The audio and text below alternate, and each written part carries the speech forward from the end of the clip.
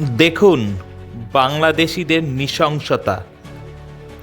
এক মহিলার ওপর কিভাবে নির্যাতন করছে। এই লোকগুলির বাড়িতে মা বোন নেই।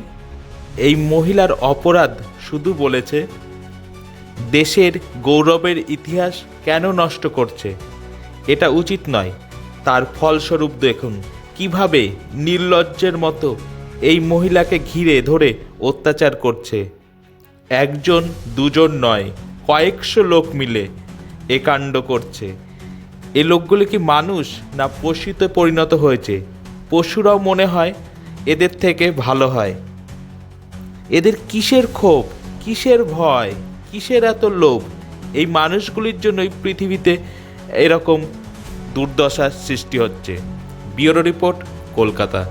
এ বিষয়ে আরও জানতে কলকাতা সমাচার চ্যানেলটি লাইক করুন, সাবস্ক্রাইব করুন ও বেল আইকনটি প্রেস করুন। ধন্যবাদ।